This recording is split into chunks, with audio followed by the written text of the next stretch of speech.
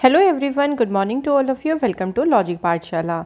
आज के इस वीडियो में हम कवर करेंगे 24 और 25 जुलाई के इंपॉर्टेंट करंट अफेयर्स के क्वेश्चंस। फ्रेंड्स, यहाँ पर मैंने सभी क्वेश्चन बिल्कुल सिलेक्टेड लिए हैं क्योंकि आपके एग्जाम पॉइंट ऑफ व्यू को देखते हुए यहाँ पे सभी क्वेश्चंस लिए गए। तो फ्रेंड्स, काफ़ी इंपॉर्टेंट वीडियो है और इसका जो PDF है वो आप लोगों को मिल जाएगा टेलीग्राम से, जिसका लिंक दिया गया है डिस्क्रिप्शन बॉक्स में। और फ्रेंड्स, अगर आपकी कोई भी डिमांडिंग वीडियो है, आप चाहते हैं किसी भी टॉपिक पर वीडियो, तो आप कमेंट सेक्शन में मुझे ज़रूर बताया करें, या फिर हमारा जो टेलीग्राम ग्रुप है आप मुझसे वहाँ पे डायरेक्टली भी कनेक्ट हो सकती हैं। आप लोग मुझे वहाँ पे डायरेक्टली मैसेज भी कर सकते हैं। तो उन टॉपिक्स पर हम आपके लिए वीडियो लेके आना प्रेफर करेंगे कि पहले हम उन टॉपिक्स पर आपको वीडियो प्रोवाइड करें। तो ज़रूर आप अपनी जो भी डिमांडिंग वीडियोस है उनको हमसे शेयर किया करें। तो चलिए फ्रेंड्स, इस इंपॉर्टेंट सेशन को शुरू करते हैं एक मोटिवेशन कोट से। Self believe and hard work will always earn you success. तो अगर आपका खुद पर विश्वास है और अगर आप मेहनत करते हैं तो आप सक्सेस को अर्न करने में कामयाब रहेंगे। तो इसलिए हमेशा फ्रेंड्स क्या करना है, खुद पर विश्वास करना है और आगे बढ़ते जाना है। तो चलिए इंपॉर्टेंट डेज से शुरुआत करें। 22 जुलाई, देखिए 22 जुलाई को फ्रेंड्स कौन सा डे होता है? National flag adoption day. ठीक है, तो पूछा जाएगा कि नेशनल फ्लैग अडॉप्शन डे कब मनाया जाता है? 22 जुलाई को मनाया जाता है। अब इस दिन क्या हुआ था?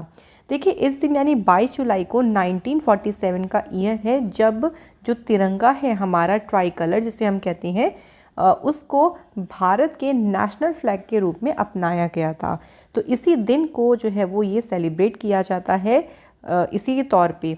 तो भारत के राष्ट्रीय ध्वज के रूप में तिरंगे को अपनाने का जो प्रस्ताव रखा गया था वो 22 जुलाई 1947 को पंडित जवाहरलाल नेहरू जी के द्वारा, जो कॉन्स्टिट्यूशन असेंबली थी हमारी कॉन्स्टिट्यूशन असेंबली, वहाँ पे जो है ये जो प्रस्ताव है इसको रखा गया था। The national flag of India was designed by Indian freedom fighter Pingali Venkayya. ये क्वेश्चन बहुत एग्जाम में पूछते हैं कि जो हमारा नेशनल फ्लैग है उसको डिज़ाइन किसने किया था? तो इंडियन फ्रीडम फाइटर हैं पिंगली वेंकैया के द्वारा इसे डिज़ाइन किया गया था। तो फ्रेंड्स, ये थोड़ा सा हम लोगों को ध्यान रखना है। अगला इम्पॉर्टेंट डे है जो कि है नेशनल ब्रॉडकास्टिंग डे। ये कब मनाया जाता है? 23 जुलाई को मनाया जाता है। अब 23 जुलाई को देखिए क्या हुआ था। तो 23 जुलाई इन 1927 जो देश का पहला रेडियो ब्रॉडकास्ट था, ये बॉम्बे स्टेशन से जो है इसको ब्रॉडकास्ट किया गया था। तो इसी दिन के तौर पर, यानी इसको कमेमोरेट करने के लिए, क्योंकि पहला ये ब्रॉडकास्टिंग हुआ था, इसी को कमेमोरेट करने के लिए ही 23 जुलाई को ये दिन मनाया जाता है। 8 जून 1936 में the Indian broadcasting service became air India radio. तो पहले क्या बोलते थे इसको? इंडियन ब्रॉडकास्टिंग सर्विस, फिर इसका नाम क्या हो गया? Air India radio. और ये कब हुआ? 8 जून 1936 में। नेक्स्ट इंपॉर्टेंट डे है नेशनल थर्मल इंजीनियर डे। ये फ्रेंड्स डे आता है 24 जुलाई को। इस दिन देखिए जितने भी इंजीनियर्स हैं, जो भी देखिए बिजनेसेस, मतलब जो भी ऐसे बिजनेस हैं जो इलेक्ट्रॉनिक सेक्टर के साथ में जुड़े हुए हैं, उन सभी इलेक्ट्रॉनिक एरियाज़ में थर्मल मैनेजमेंट का क्या इम्पोर्टेंस है, इसी को सम्मान करता है ये दिन। The advance thermal acknowledgement first acknowledge, मतलब पहली बार जो है, देखिए जो नेशनल थर्मल इंजीनियर डे था ये कब मनाया गया था? 2014 में। तो ये हमें ध्यान रखना है। तो आज हमने 3 डे के बारे में पढ़ा है जो कि इम्पॉर्टेंट है। अब शुरू करते हैं फर्स्ट क्वेश्चन से। पहला क्वेश्चन है, Russia and Ukraine sign separate agreement in July 2022 with Turkey and United Kingdoms. देखिए भी हाल ही में रशिया और यूक्रेन ने टर्की और यूनाइटेड किंगडम के साथ में डैश में अलग अलग समझौते पर हस्ताक्षर करे। मतलब ये जो समझौता है ये हुआ कहाँ पे? तो इसका जो आप कह लीजिए समझौता है ये हुआ है इस्तांबुल में। अब ये समझौता या कह लीजिए जो डील है ये क्या चीज़, किस चीज़ के ऊपर काम करेगी? देखो, ये जो डील हुई है ना, ये यूक्रेन को इनेबल करेगी कि वो एक्सपोर्ट कर पाएगी 22 million ton of grains and other agriculture products, जो कि जो अभी वॉर चली थी ना उसी के दौरान ब्लैक सी में फंस गए थे। तो उनके शिप्स वगैरह वहीं पे फंस गए थे। देखिए वो एक्सपोर्ट करने जा रहे थे लेकिन फिर वो नहीं जा पाए बिकॉज ऑफ वॉर। तो अब क्या होगा, जितने भी ये 20 मिलियन टन ऑफ ग्रेन और जो भी एग्रीकल्चर प्रोडक्ट्स हैं वो सभी क्या करेंगे, निर्यात कर सकेंगे। इसके अलावा इस्तांबुल में जो है एक कंट्रोल सेंटर को भी बनाया जाएगा, जिससे United kingdom, Turkish Russian and जो यूक्रेन के ऑफिशियल्स होंगे ना, उनका यहाँ पे जो है वो स्टाफ रहेगा। अब यहाँ पे बात हुई रशिया की और यूक्रेन की, बात कर लेते हैं थोड़ी सी। रशिया की कैपिटल है मॉस्को, करेंसी है रूबल। यूक्रेन की कैपिटल है कीव और करेंसी है यूक्रेनियन हार्नविया। अब अगर लोकेशन देखें हम लोग तो फ्रेंड्स यहाँ आप देख सकते हैं ये रशिया है पूरा इधर, और यहाँ पे आप देख सकते हैं ये बड़ी सी आपको कंट्री दिख रही होगी, ये है यूक्रेन, और ये है ब्लैक सी जहाँ पे यूक्रेन के शिप जो हैं वो फंस गए थे जब वॉर चल रही थी। नेक्स्ट क्वेश्चन देखिए, a maritime partnership exercise was conducted between dash maritime self defence force and the Indian navy in Andaman sea. तो अभी हाल ही में एक मैरीटाइम पार्टनरशिप एक्सरसाइज हुई, ये इंडिया की जो नेवी है और सेकंड जो है अगर हम बात करते हैं वो है जापान की मैरीटाइम सेल्फ डिफेंस फोर्स, जिसके बीच में इसका आयोजन किया गया। और कहाँ पे एक्सरसाइज हुई है ये भी ध्यान रखिएगा, अंडमान सी में। अब इंडिया की तरफ से इसमें कौन सा शिप है तो आप देख सकते हैं INS सुकन्या और JS समीदारे ने जो है इस शिप में पार्टिसिपेट किया है। इस एक्सरसाइज का जो मेन उद्देश्य है वो है enhancing interoperability and streamlining seamanship and communication procedures. तो एक तरीके से देखिए जब भी कोई एक्सरसाइज होती है तो दोनों देश जो हैं वो आपस में बहुत सारी चीज़ें शेयर करते हैं, तो काफ़ी ज़्यादा इससे एनहेंसमेंट मिलती है दोनों कंट्रीज़ को। अब देखिए इसी से रिलेटेड अगर हम और एक्सरसाइजेस की बात करते हैं तो अभी 9th जो हुई श्रीलंका इंडिया के बीच में एक्सरसाइज हुई है स्लीनेक्स, ये मार्च में हुई थी और कहाँ पे हुई, विशाखापट्टनम में। इसके अलावा जो कोप साउथ 22 एक्सरसाइज हुई है ये US और बांग्लादेश के बीच में हुई। इसका जो आयोजन है ये बांग्लादेश एयरफोर्स कुर्मितोला कंटेनमेंट ढाका में इसका आयोजन किया गया। जो चिरू एक्सरसाइज हुई ये गल्फ ऑफ ओमान में हुई, जो कि रशिया, चाइना और ईरान की नेवीज़ के बीच में इसका आयोजन किया गया। तो फ्रेंड्स मैं कोशिश करती हूँ कि रिवीजन आपको ज़्यादा से ज़्यादा करा सकूँ ताकि आप हर चीज़ से जुड़े रहें, हर करंट अफेयर्स आपको याद रहे।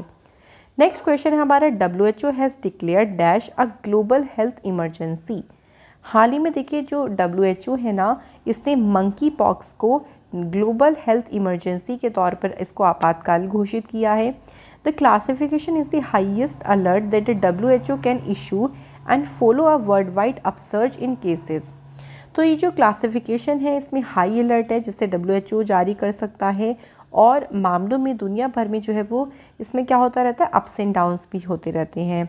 मोर than 16,000 cases have now been reported from 75 countries, और अब तक इससे 5 डेथ भी हो चुकी हैं। तो आप देख सकते हैं कि काफ़ी ज़्यादा केसेस जो हैं वो मंकी पॉक्स के बढ़ती जा रही हैं। तो इसी को देखते हुए WHO के द्वारा इसे ग्लोबल हेल्थ इमरजेंसी डिक्लेयर किया गया। WHO की जो स्टेब्लिशमेंट हुई 1948 में, और WHO का हेडक्वार्टर है जेनेवा, स्विट्ज़रलैंड में। नेक्स्ट क्वेश्चन की तरफ बढ़ती हैं। Which foundation has partnered with Google to launch Digivaani call centres to help rural women entrepreneurs. तो इनमें से हमें बताना है कि डिजीवानी कॉल सेंटर शुरू करने के लिए गूगल ने यहाँ पे किस फाउंडेशन के साथ मिलकर साझेदारी करी है। तो फ्रेंड्स सही आंसर है द नेस्कॉम फाउंडेशन। अब देखिए डिजीवाणी एक ऐसा प्लेस होगा जहाँ पे जितनी भी रूरल वुमेन्स है, जो भी रूरल वुमेन एंटरप्रेन्योर्स होंगी ना, वो अपने बिजनेस को बढ़ाने के लिए यहाँ से इंफॉर्मेशन ले सकती हैं। उन्हें यहाँ से आसानी से इंफॉर्मेशन मिल जाएगी कि किस तरीके से वो अपने बिजनेस को स्केल अप कर सकती हैं। This project is being run on a pilot basis to initially reach out to 20,000 rural women entrepreneurs across 6 state. तो पहले देखिए अभी से पायलट बेस पर शुरू किया जाएगा ताकि देखा जाए कि किस तरीके से वर्क कर रहा है, देन उसके बाद इसको फुल्ली तरीके से लॉन्च कर दिया जाएगा। नेक्स्ट क्वेश्चन है, the Cochin shipyard Limited and the dash have sign an agreement to boost startups in maritime sector. तो एक तो हो गया यहाँ पे कोचिन शिपयार्ड लिमिटेड, और दूसरे की अगर हम बात करें तो कौन सा इंस्टीट्यूट है, Indian institute of management Kozhikode, जिसके बीच में ये जो एग्रीमेंट है ये साइन हुआ है। इस इनिशिएटिव के तहत स्टार्टअप्स को 50 लाख रुपए तक के यहाँ पे सीड या बीज अनुदान के रूप में दिए जाएंगे। 1 करोड़ रुपए प्रोटोटाइप जो है अनुदान के रूप में दिया जाएगा, और स्टार्टअप के लिए equity fund scale up stage पर मिल सकते हैं। तो सिंपली हमें ध्यान रखना है कि किस किस के बीच में साइन अप हुआ, कोचिन शिपयार्ड लिमिटेड और इंडियन इंस्टीट्यूट ऑफ मैनेजमेंट जो कि है Kozhikode. Next question, this startup incubation and innovation centre at dash has launched the Nirman accelerator programme. तो किसने startup incubation and innovation centre में जो है इस प्रोग्राम को शुरू किया है? तो फ्रेंड्स सही आंसर है हमारा IIT रुड़की। अब देखिए ये जो प्रोग्राम है सपोर्टेड है department of science and technology. यहाँ पे 15 स्टार्टअप्स को सिलेक्ट किया जाएगा और उन्हें लैब टू मार्केट तक जो अपने प्रोडक्ट्स हैं उनको यहाँ पे एक्सेलरेट करने का अवसर दिया जाएगा। नेक्स्ट क्वेश्चन पे बढ़ते हैं। अगला question friend, which district has become the first Har Ghar Jal certified district in the country? ये इंपॉर्टेंट क्वेश्चन है। कौन सा जिला देश का पहला हर घर जल प्रमाणित जिला बन गया है? तो जिले का नाम क्या है फ्रेंड्स? बुरहानपुर। और जो बुरहानपुर डिस्ट्रिक्ट है ये कहाँ पर है? मध्य प्रदेश में। तो देखिए यहाँ पे क्या है, यहाँ के जितने भी विलेजेस हैं यहाँ पे 254 विलेजेस में हर एक के यहाँ पे जो है वो सेफ़ ड्रिंकिंग वाटर की सप्लाई है थ्रू टैप्स के ज़रिए। और ये पहला ऐसा डिस्ट्रिक्ट बना है जो कि हर घर जल सर्टिफाइड डिस्ट्रिक्ट बना। तो यह हमें ध्यान रखना है। अब यहाँ पे हर घर जल स्कीम की बात करते हैं तो सेंट्रल ऑफ गवर्नमेंट ने इसको, ये सेंट्रल गवर्नमेंट ने से 2019 में इसको शुरू किया था। इसको लॉन्च किया गया था एक एम के साथ, और एम क्या रखा गया था कि 2024 तक हर एक घर में, हर एक रूरल घर में प्रोवाइड किया जाएगा टैप वाटर। और फाइनेंस मिनिस्टर निर्मला सीतारमण जी ने अनाउंसमेंट करी थी इस स्कीम की 2019 के यूनियन बजट में। Next question, the CM of which state launched the tourism policy 2021 for the state? अभी राज्य के लिए जो पर्यटन नीति है इसकी शुरुआत किसने करी है? तो फ्रेंड्स सही आंसर है झारखंड ने इसको शुरू किया है। इस पॉलिसी के तहत जो गवर्नमेंट है वो प्रोवाइड करेगी सिंगल विंडो सिस्टम, और इसमें कैपिटल इन्वेस्टमेंट जो सब्सिडी रहेगी वो है 20 to 25% और लिमिट है 10 करोड़ रुपये तक की। तो यहाँ पे आपको ध्यान रखना है कि ये जो टूरिज्म पॉलिसी है इसे झारखंड की सरकार ने शुरू किया।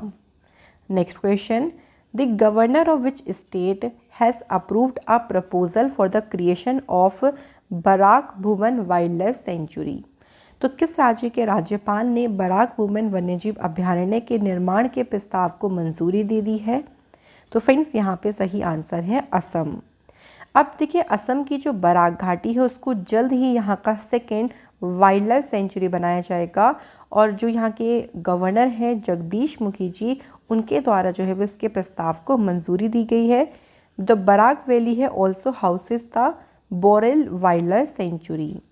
अब फ्रेंड्स बात करते हैं हम लोग असम स्टेट की। तो आप अगर मैप में असम स्टेट की बात करते हैं तो यहाँ आप देख सकते हैं असम की लोकेशन। तो फ्रेंड्स असम जो है देखिए एक तो भूटान के साथ इंटरनेशनली बॉर्डर शेयर करता है और बांग्लादेश के साथ। वैसे जो बांग्लादेश है इसका सबसे लंबा बॉर्डर लगता है भारत देश के साथ। और कौन सा स्टेट है जो 3 ओर से बांग्लादेश से घिरा है? तो आप देख सकते हैं यहाँ पे कौन सा स्टेट है, ये त्रिपुरा। तो ये छोटे छोटे पॉइंट्स जो हैं वो फ्रेंड्स हमें ध्यान रखने हैं। अब देखिए असम में चीफ मिनिस्टर कौन है? हिमांता विश्व शर्मा। गवर्नर है जगदीश मुखी। लोकसभा सीटें हैं 14, राज्यसभा सीटें हैं 7। स्टेट एनिमल में है इंडियन डायनासोर्स, और स्टेट बर्ड है यहाँ की white winged duck. National park में ध्यान रखेंगे डिब्रू साइखोवा, काजीरंगा, मानस, नामेरी, गांधी और औरंग नेशनल पार्क। तो फ्रेंड्स ये सभी हमें ध्यान रखने। और अभी हाल ही में देखिए बना था रायमोना और दिहिंग पटका, ये भी ध्यान रखिएगा कहाँ पर है, असम में।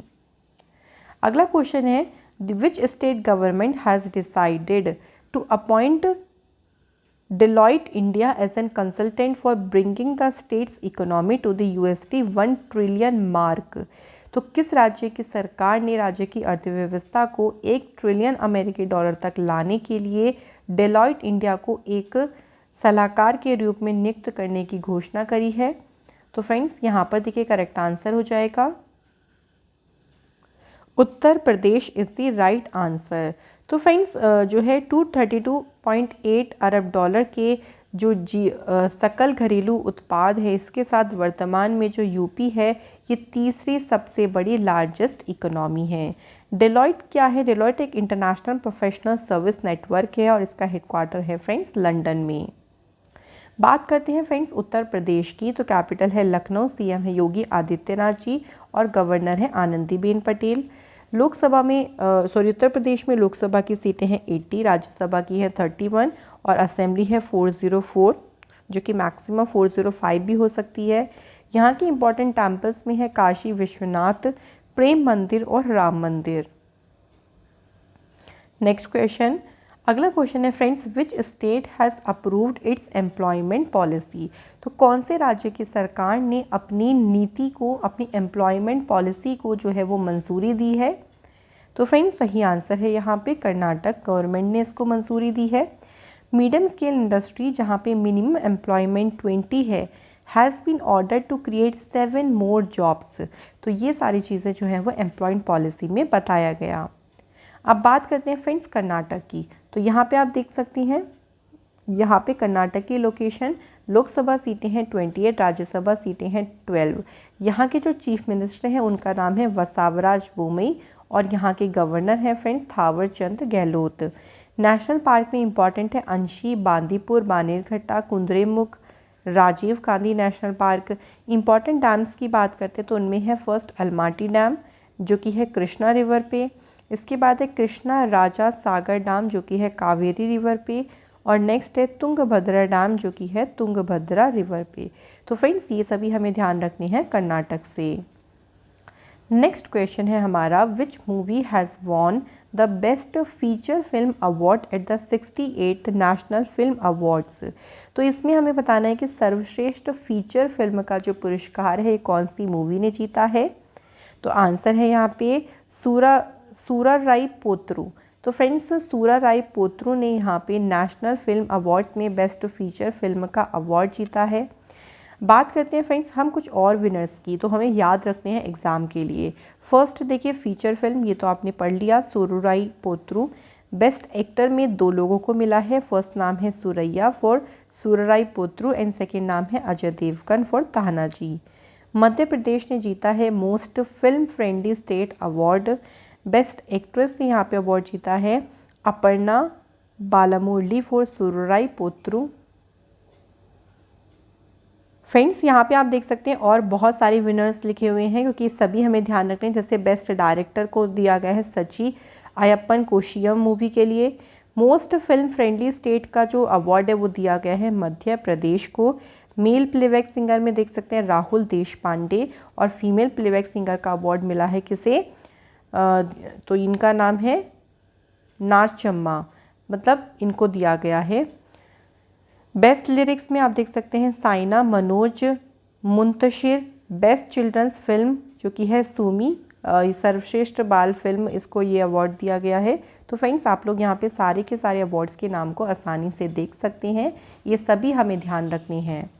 नेक्स्ट क्वेश्चन है, which actor has been awarded the golden visa by the United Arab Emirates government in July 2022। तो फ्रेंड्स हमें बताना है कि यूएई का भी गोल्डन वीज़ा ये इससे किसे सम्मानित किया गया है। तो आंसर है हमारा Kamal Haasan. United Arab Emirates के द्वारा जो है वो कमल हसन को ये सम्मान दिया गया है, जो कि one of the Tamil film industry के टॉप स्टार हैं।